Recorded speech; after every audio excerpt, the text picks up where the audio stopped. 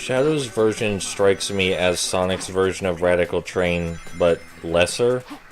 There's nothing horribly wrong with it aside from the ending segment, which is still less bad than Sonic's Mach Speed segment, so I shouldn't complain too much, I suppose. Many of the fun combat combos and also plenty of the rail combos are still here. Homing attacking everything with Shadow is still as fun as ever. The combat sections aren't as breezy as Sonic's, but arguably they're just as satisfying. The enemy layouts are also incredibly good, just as they were in Sonic's version of Radical Train.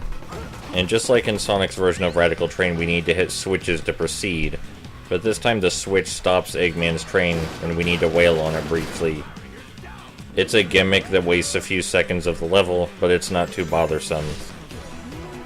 But yes, I suppose if you wanted to play Radical Train again, but with a slightly different enemy layout, then Shadow's version of Radical Train isn't all that bad. Certainly there's nothing wrong with it, at least the main section. And one could argue that the level is better overall because the ending section is not a Mach Speed section and is instead one of Shadow's vehicle sections, which are slightly better. But I would argue that if you remove the vehicle and Mach Speed sections from Radical Train, they would definitely be the least broken and most enjoyable levels in the entire game. As it stands, Wave Ocean is easily the least broken and most enjoyable level in the game, but if the Mach Speed section and vehicle section were not here, then this would definitely be the most enjoyable level.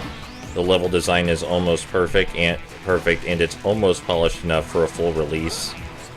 If this level were shown as a demo level, I could see people enjoying it significantly regardless of any other, anything else related to the game.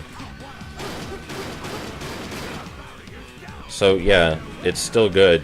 Slightly less good than Sonic's version, but still good. The combat is still satisfying. And there are less combos and shortcuts, but that's to be expected because this is Shadow, not Sonic. We'll be seeing some of these guys later in Kingdom Valley, unfortunately.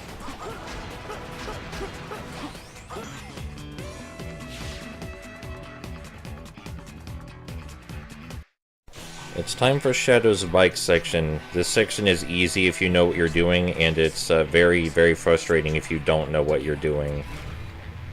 The speed of Eggman's train is tied directly to the speed Shadow's motorcycle is moving, so if you boost excessively, then Eggman's train will speed up and you'll quickly lose it.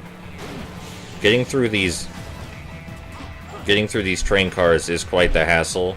It's less of a hassle than it was in the Mach Speed section.